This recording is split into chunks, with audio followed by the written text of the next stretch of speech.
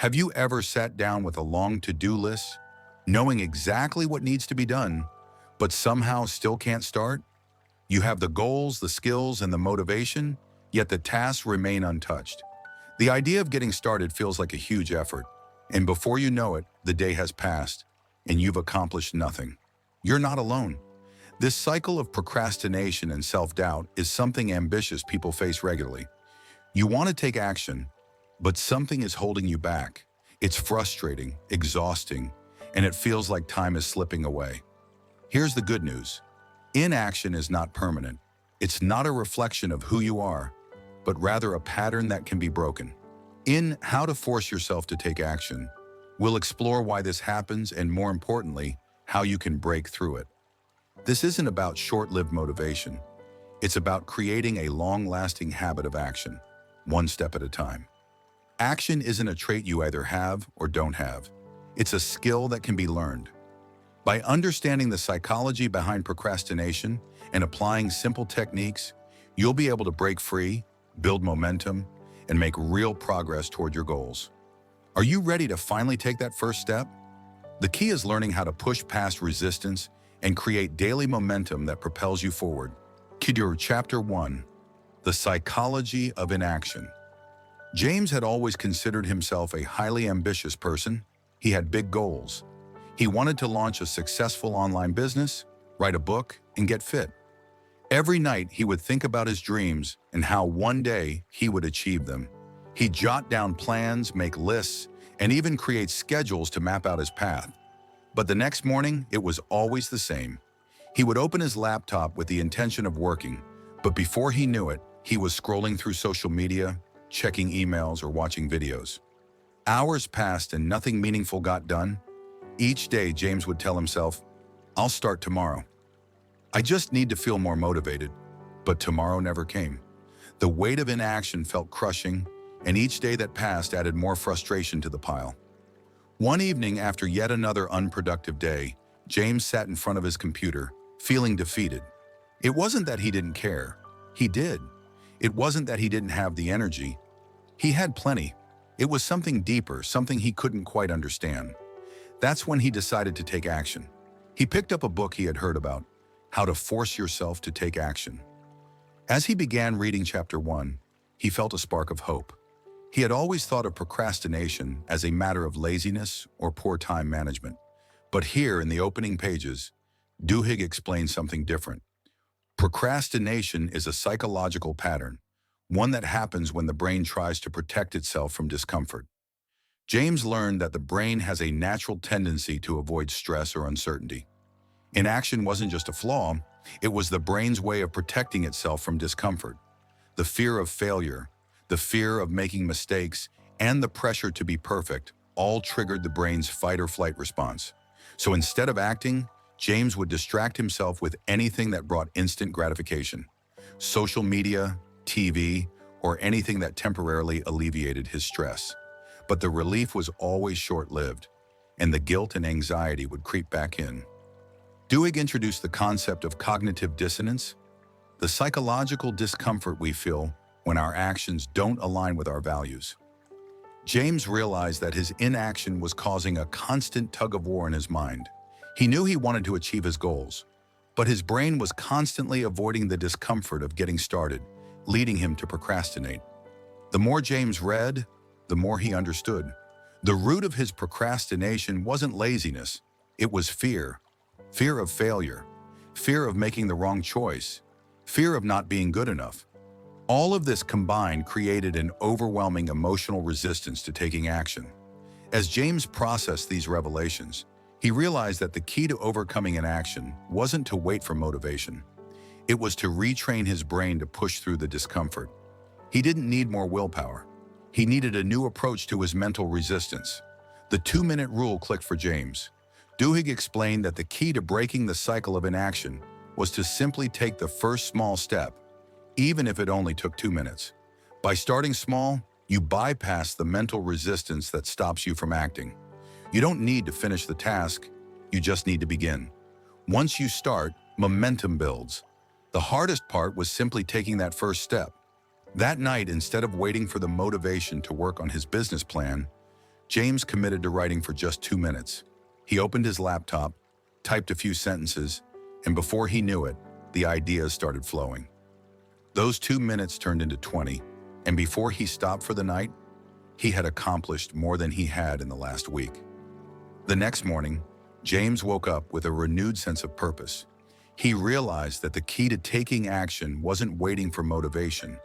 It was understanding the psychological barriers that had been holding him back and taking small steps to push through them. Key takeaways from Chapter 1. Procrastination is not laziness.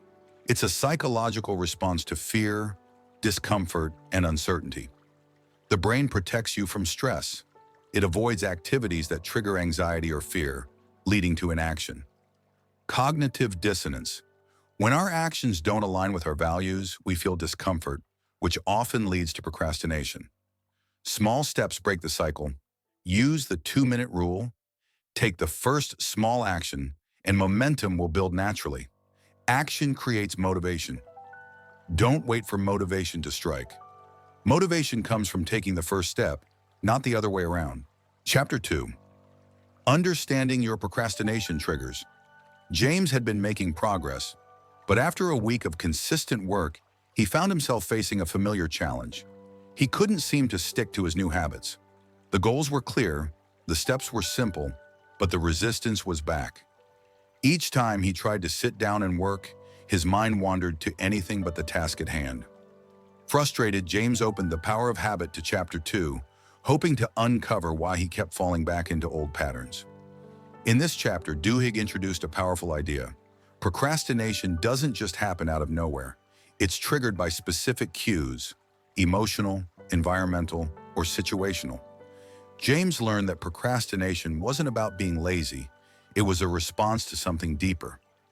Often we procrastinate because we associate certain tasks with negative emotions, fear, anxiety, or overwhelm. These emotions act as the cue, and the routine, procrastination, is our brain's attempt to avoid discomfort. The reward?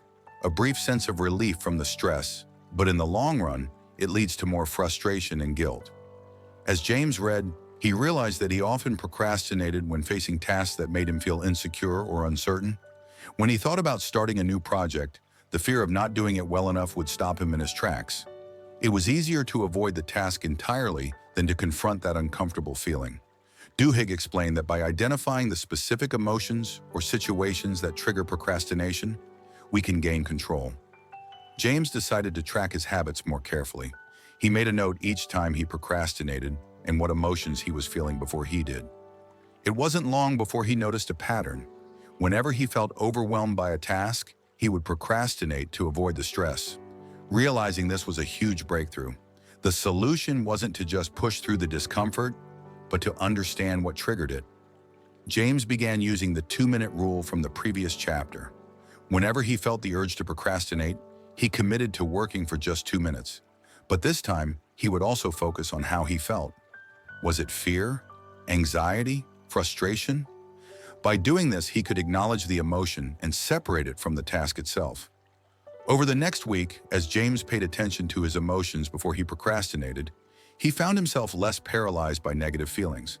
Instead of avoiding tasks because they triggered fear or overwhelm, he was able to acknowledge the feeling, reframe it, and take that first step. The key takeaway was clear. Procrastination wasn't just an action, it was a reaction to emotional triggers, and understanding those triggers allowed him to change the behavior. Key takeaways from Chapter 2. Procrastination is triggered by emotions. It's not laziness. It's a response to fear, anxiety, or overwhelm. Recognize the cues. Identify the situations or emotions that trigger procrastination to gain control over the habit loop. Emotions are powerful cues. Once you understand your emotional triggers, you can take action to replace procrastination with healthier routines. The 2-minute rule works. Starting small and acknowledging your emotions during the task helps build momentum and break the cycle. Chapter 3. Rewiring your mindset for action. James had been sticking to his new habits, but as he faced bigger goals and more challenges, he began to doubt his ability to keep up the momentum. His mind often wandered back to familiar thoughts. What if I fail? What if I can't do it right? Despite all the progress, those thoughts seem to pull him back into the cycle of inaction. In Chapter 3 of The Power of Habit, Duhigg revealed a crucial insight. Mindset shapes action. The way we think about our abilities, our mindset, influences our ability to take action. Fixed mindsets hold us back, while growth mindsets propel us forward. James had unknowingly been operating with a fixed mindset in many areas of his life. He believed that certain tasks were either easy for him or too difficult to tackle. If he couldn't do something perfectly right away, he'd avoid it altogether. Reading further, James learned that a growth mindset, the belief that abilities can be developed with effort, was key to breaking through the barriers of procrastination. He realized that every task, no matter how daunting, was an opportunity to learn and improve, not a test of his worth or capability. This shift in perspective gave him a sense of relief. He no longer had to fear failing. He just had to focus on taking action, knowing that mistakes were part of the growth process. The next day, when James sat down to work, he felt that familiar fear of failure creeping in. But this time, instead of retreating, he reminded himself that failure wasn't the end. It was part of the journey. He committed to working through his fears by focusing on the process, not the outcome. The task seemed less overwhelming, and as he took that first step, the fear faded. James also began practicing self-talk as a tool to reshape his mindset. Instead of thinking, "I can't do this," he rephrased it as, "This will be challenging, but I'll learn as I go." He found that this small shift in language made a huge difference in how he approached each task. He was no longer paralyzed by fear. Instead, he felt empowered by his belief that he could improve with effort and practice. Key takeaways from Chapter 3. Mindset shapes action. A fixed mindset keeps you stuck, while a growth mindset enables progress and improvement. Embrace failure as part of growth. Mistakes and setbacks are not a reflection of your abilities, but opportunities to learn and grow. Reframe your thoughts. Shift your language from "I can't" to "I will learn" to overcome mental barriers and take action. The process matters more than the outcome. Focus on the process, not the perfection, and take the first step, no matter how small. Rewiring your mindset from fear of failure to growth and learning is the key to taking action and building momentum. Chapter 4. Keystone Habits. The Ballad of Paul O'Neill. James had been feeling good about the progress he was making. He had kicked off some good habits, replaced a few bad ones, and even started seeing the positive effects in his productivity. But something was missing. He couldn't shake the feeling that no matter how many good habits he built, there was still something holding him back from fully unlocking his potential. One evening, as James read The Power of Habit, he came across a powerful concept: keystone habits. These were habits that, when changed, could set off a chain reaction of positive changes in other areas of life. Keystone habits weren't just isolated behaviors. They had the power to affect multiple parts of a person's routine. Duhigg's story about Paul O'Neill, the former CEO of Alcoa, struck James deeply. O'Neill turned the company around by focusing on one key area: safety. He didn't start by improving profits or production. Instead, he focused on improving safety at Alcoa's plants, believing that if he made safety a core value, it would lead to better communication, more trust, and ultimately, greater productivity. James was fascinated. O'Neill didn't just change a minor behavior. He created a keystone habit that had a domino effect across the entire company. By focusing on safety, he changed the company's culture, leading to improvements in efficiency, morale, and profits. O'Neill's belief was simple but profound. Changing one thing had the power to change everything. James began thinking about his own life. He had tried building several small habits, but was there one keystone habit that could make everything else fall into place? It didn't take long for him to realize that exercise could be his keystone habit. Exercise wouldn't just improve his physical health, it would make him feel more energetic, clear-headed, and productive. By getting regular exercise, he could improve other areas of his life without feeling overwhelmed. The next day, James set a simple goal: 15 minutes of exercise every morning. It was small, manageable, and didn't feel like a huge time commitment. He started with light jogging, and immediately he noticed changes. He felt more energetic throughout the day, and soon he found himself eating healthier, getting better sleep, and having more focus at work. The most surprising part? It wasn't just the physical benefits of exercise. The mental clarity it gave him was the real game changer. He noticed that as he made exercise a consistent part of his day, other habits started to improve. He became more productive at work, and even his relationships improved as he felt more present and engaged. Exercise was no longer just a way to get fit. It had become the catalyst for a series of positive changes in his life. Key takeaways from Chapter 4. Keystone habits. These are powerful habits that, when changed, create a ripple effect that positively impacts other areas of your life.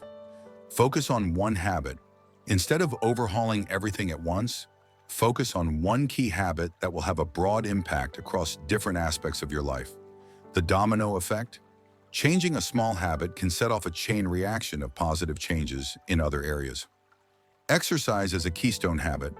Physical activity can lead to improvements in productivity, mental clarity, and overall well-being. Keystone habits don't just change one area of your life.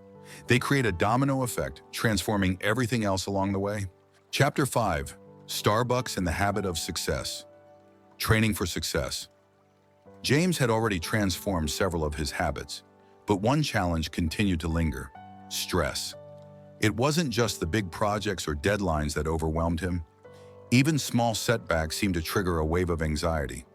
Whenever things got tough, his default response was to avoid the pressure and seek comfort, usually in the form of distractions.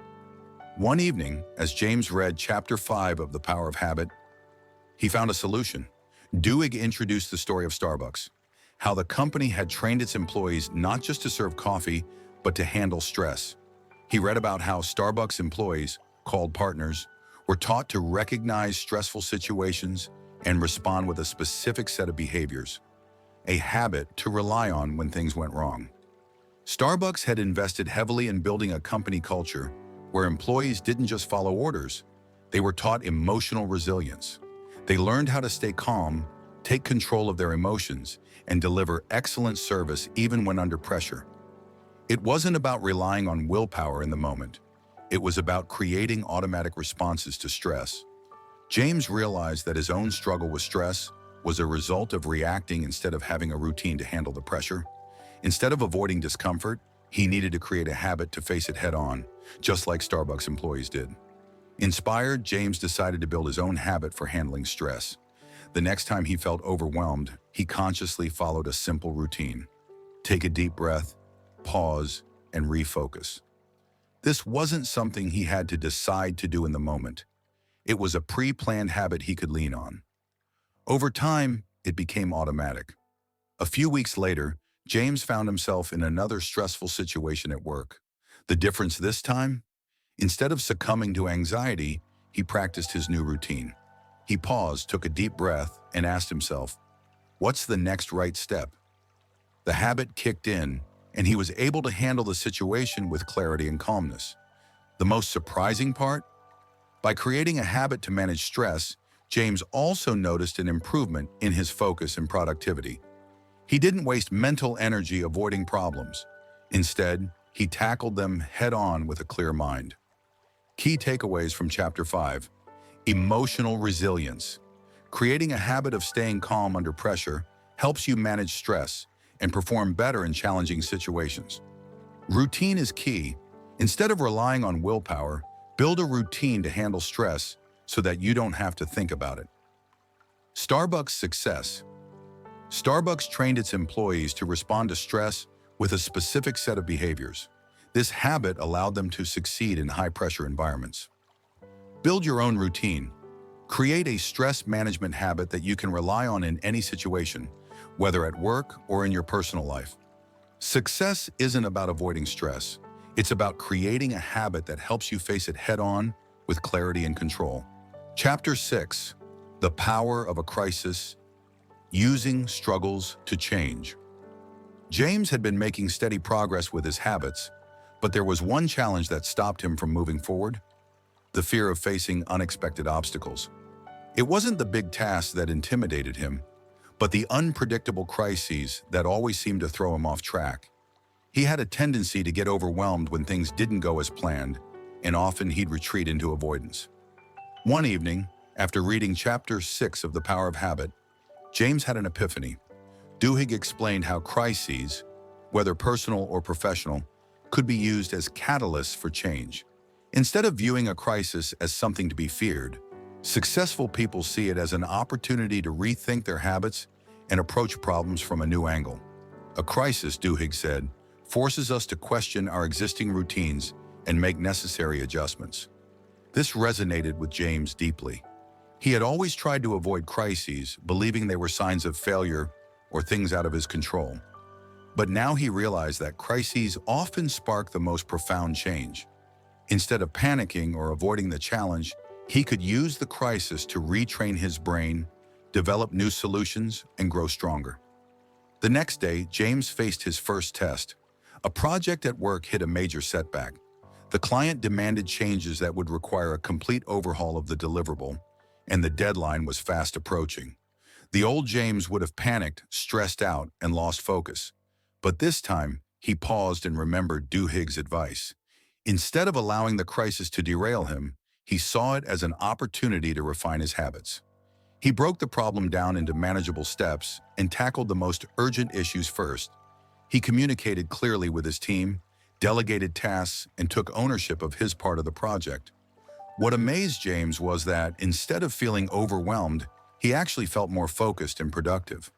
The crisis had forced him to adopt new habits of clear communication, delegation, and problem solving, all of which made him more efficient.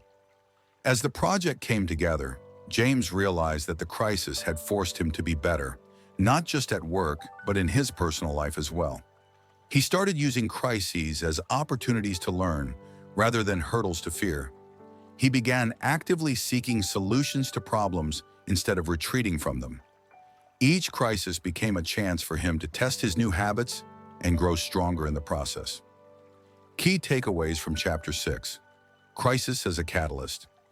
Crises force us to rethink our routines and make necessary adjustments. Instead of fearing them, we should use them to propel change. Resilience through adversity. How we respond to a crisis can shape our future habits. Use crises as opportunities to build resilience and improve problem-solving skills. Reframe your thinking. Instead of avoiding challenges, embrace them as chances to grow. Crises test your habits, and those who are prepared for them will come out stronger. A crisis isn't an obstacle, it's an opportunity to refine your habits and become more resilient. Chapter 7. How Target knows what you want before you do. The power of consumer habits. James had always prided himself on being in control of his spending habits. He made a budget, tracked his expenses, and thought he was immune to the influence of advertisements. That is, until he read Chapter 7 of The Power of Habit. Duhigg revealed a surprising fact. Companies like Target have mastered the art of predicting customer behavior by analyzing consumer habits. Through data analytics, they knew exactly when people would need products, even before the customers realized it themselves. James was intrigued. Duhigg explained how Target used predictive analytics to understand shoppers' habits, using data to map out when a person was likely to need things like baby clothes or diapers, based on past purchasing patterns. But it didn't stop there. Target's marketing team had become so proficient at predicting consumer habits that they could send out personalized coupons to trigger purchases, often anticipating the needs of customers before they were even aware of them. James reflected on his own experiences as a shopper. He recalled how, on more than one occasion, he had bought something on sale, even though he hadn't planned on it. He wondered, had Target's data-driven approach influenced his buying decisions without him even realizing it? It dawned on him that the habit loop, cue, routine, reward, wasn't just something that applied to his personal behaviors. It also shaped his consumer habits. The cue was often a targeted ad or a personalized coupon. The routine was shopping, and the reward was the instant gratification of a good deal. James had unwittingly fallen into the same patterns that Target had studied and optimized for. James realized that if businesses were so adept at understanding and shaping consumer behavior, then surely he could apply these same principles to his own habits. Instead of being influenced by external cues, he could now control his own habit loops. He decided to make his daily routine more intentional. The next time he went to make an impulse purchase, he asked himself, what is the cue for this habit? What am I truly craving here? Instead of shopping for comfort, he shifted to healthier routines, like exercising or reading, to satisfy the same craving for relief. Key takeaways from Chapter 7. Consumer habits are predictable. Companies use data to predict and influence your buying behavior by analyzing your shopping patterns. Understanding the habit loop. Like personal habits, consumer habits follow the cue, routine, reward pattern. Understanding this loop gives you control. Control your habits. Recognize the cues driving your consumer habits and make conscious decisions to replace them with healthier routines. Mindful spending. Just as businesses predict your needs, you can predict your habits and reshape them to align with your goals. Understanding how consumer habits are shaped allows you to regain control and replace mindless actions with intentional choices. Chapter 8. The Neurology of Free Will. Taking control of your habits. James had made great strides in transforming his habits, but a nagging thought continued to linger. Was he truly in control? There were moments when he found himself slipping back into old behaviors, despite his best intentions. The fear of failure or the pressure to be perfect would sneak in, and before he knew it, he'd procrastinate or avoid the tasks he'd committed to. As he read Chapter 8 of The Power of Habit, James learned something groundbreaking. The brain is not a passive player in habits. Duhigg explained that while habits feel automatic, we have the power to consciously override them. It wasn't that habits controlled him, it was that his brain had formed patterns that he could change if he understood how they worked. Duhigg shared fascinating insights into how the brain functions when habits are formed. The brain creates neurological pathways every time we repeat an action. The more a behavior is repeated, the more automatic it becomes. This is why habits feel effortless after a while. The brain essentially conserves energy by making frequent behaviors automatic. But here's the catch. While habits feel automatic, the brain can also choose to change them. It's not just about willpower, it's about creating new neural pathways that support the habits you want to form.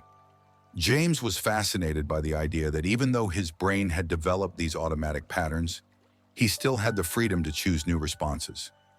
This was empowering. He realized that his resistance to action wasn't something he had to live with forever. He could actively rewire his brain. The chapter also introduced the concept of free will in the context of habits. Duhigg argued that free will isn't about having no habits, but about having the power to choose which habits you follow. The idea wasn't to eliminate habits altogether, but to choose the ones that aligned with your goals and values. James thought back to the many times he had tried to make lasting changes, but ended up slipping back into old habits. He had believed that willpower alone would get him through, but now he understood that awareness and conscious effort were key. The real work didn't come from fighting his habits, but from creating new ones that served his goals. Inspired by this, James decided to apply the power of choice to his daily routine. Instead of passively allowing his brain to follow its usual patterns, he started creating intentional habits that aligned with his values. The next time he faced a task he wanted to avoid, he took a deep breath and consciously chose to act. Whether it was a quick workout in the morning or writing for just 10 minutes, he made sure that each small choice was leading him toward a larger goal. As the days went on, James began to see how his brain's automatic patterns were shifting. He no longer felt like a passive observer of his actions. Instead, he was becoming an active participant, choosing his habits and actions with purpose and intention. Key takeaways from Chapter 8. The power of choice. Free will isn't the absence of habits. It's the ability to choose which habits to follow. Rewiring the brain. Habits create neurological pathways, but these can be changed with conscious effort and practice. Awareness is key. Understanding the psychology behind your habits gives you the power to override them and create new intentional patterns. You're not a slave to your habits. Habits may feel automatic, but you have the power to create new ones that serve your goals. True freedom lies in the ability to choose your habits, not in the absence of them. Chapter 9. The Power of Habit in Our Lives. Mastering Change for the Long Term. James had made incredible progress in transforming his habits. He had replaced procrastination with action, tackled his fear of failure, and built routines that supported his goals. But as he reached Chapter 9 of The Power of Habit, he realized something essential. Habits are not a one-time fix. True success comes not from simply creating a few positive habits, but from mastering the process of habit change over the long term. Duhigg explained that, much like building muscle, habit change requires consistent effort and renewal. It's not about perfection, it's about making small, continuous improvements. Success doesn't come from one massive change. It comes from repeated intentional actions that compound over time. The more we strengthen our good habits, the easier it becomes to maintain and grow them. James thought about his own journey. He'd tackled big habits, like exercising every day and writing regularly. But he'd also noticed that small habits, like making his bed each morning or drinking more water, had a profound impact.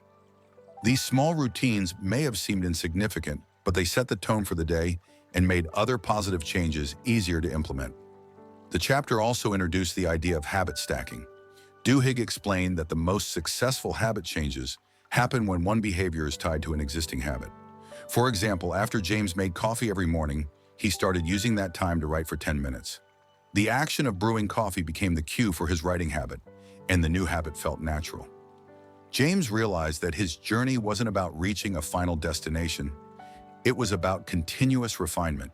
He couldn't expect to change everything at once, but by keeping his habits small, manageable, and aligned with his values, he could continue to improve over time. It was the constant practice of small changes that would lead to long-lasting transformation. Scene: James at a crossroads. James faced a challenge at work that seemed overwhelming. The pressure to perform, combined with personal struggles, threatened to undo everything he had worked for. But instead of succumbing to stress or avoiding the task, James remembered what Duhigg had said about the power of consistent, small changes. He broke the task into manageable pieces and focused on just getting started, a strategy he had used many times before. By following his habit of breaking things down and taking small steps, he was able to make significant progress. Over time, James began to realize that habit mastery wasn't about grand gestures, it was about small, daily decisions that aligned with his core values. As his habits grew stronger, so did his confidence in his ability to handle challenges, setbacks, and obstacles. Key takeaways from Chapter 9. Habit change is ongoing. True success comes from continuous improvement, not from perfect habits. Consistency over perfection. Don't aim for flawless execution. Aim for consistent, small improvements every day. Habit stacking. Tie new habits to existing routines to make them easier to adopt. Small actions lead to big change. Small, manageable habits create the foundation for larger transformations. Mastering habits is not about achieving perfection, but about making small, consistent improvements every day. Chapter 10. Building lasting momentum for the long term. James had spent the past few months completely transforming his habits, from overcoming procrastination to replacing old patterns with healthier routines. He felt like a new person, but there was still something lingering in the back of his mind. How would he keep this momentum going? The excitement of his early progress had started to fade, and he wondered how he could keep his habits strong and maintain his momentum over the long term. One morning, as he sat with his coffee, James opened Chapter 10 of The Power of Habit. Duhigg focused on something that hit home: momentum. Building momentum, Duhigg explained, isn't just about starting. It's about keeping that energy alive day after day and making sure you're continuously progressing. Success isn't about occasional bursts of effort. It's about sustained effort over time. The chapter emphasized the importance of consistency and celebrating small wins. James realized that, while he had been focused on big goals, the small victories were what kept him moving forward. Completing a task, no matter how small, created a sense of achievement that propelled him to do more. Each small habit reinforced the next, creating a chain of actions that led to ongoing growth. James thought back to his experience with exercise. At first, it had been hard to commit, but once he had built a consistent routine, each workout became easier, and his progress snowballed. The feeling of strength and achievement was its own reward, motivating him to push further. It wasn't about working harder, it was about working smarter by building routines that reinforced each other. The chapter also touched on the importance of environment in sustaining momentum. Duhigg explained that the people and places around us shape our habits. If we surround ourselves with positive influences and remove distractions, we increase our chances of success. James had already experienced this. When he started hanging around colleagues who had a strong work ethic, his own productivity naturally increased. James decided to take this advice to heart. He started adjusting his environment to support his habits better. He removed distractions from his workspace, created an inspiring morning routine, and sought out accountability partners to keep him on track. Surrounding himself with a supportive network was essential for staying focused and committed. As he continued to make small, consistent changes, James realized that the journey to lasting momentum wasn't about hard work alone. It was about creating an environment and mindset that made it easier to stay on track. By focusing on progress, not perfection, and building a structure that supported his success, he was able to sustain his momentum for the long term. Key takeaways from Chapter 10. Momentum is key. To keep going, focus on building small wins and celebrating progress along the way. Consistency over perfection. Consistent effort, even in small doses, leads to greater progress than occasional bursts of energy. Surround yourself with support. The right environment and supportive people can help reinforce your habits and keep you motivated. Create a system for success. Set up routines and structures that make it easier to take action and maintain your habits. Building lasting momentum isn't about doing more. It's about creating systems and environments that make success inevitable. James sat back in his chair, reflecting on the journey he'd been on. He had come so far, not just in terms of building new habits, but in how he saw himself.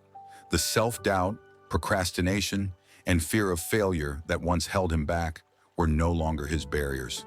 He had learned to take action, not when the mood struck or when motivation was high, but by choosing to act every single day. He had unlocked the power of understanding his habits. He knew now that change wasn't about waiting for the right time or a burst of motivation. It was about consistently making small, intentional steps. Every decision, every small action was a choice that led him toward his goals.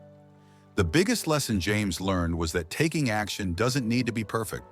Progress is not a straight line. There would be setbacks, but those setbacks were just opportunities to learn and grow. Each challenge he faced strengthened his resolve and sharpened his ability to take more effective action the next time. The power was always within him, and it's within you too. You have the ability to change, to build momentum, and to push through resistance. It doesn't require extraordinary willpower or motivation. It requires a mindset that sees challenges as opportunities and habits that propel you forward. So what's your next step? Will you take action today? Will you break through the resistance and start building momentum in your own life? The choice is yours. Just remember, the first step is always the hardest, but once you take it, the rest will follow. Your future is waiting, one action at a time.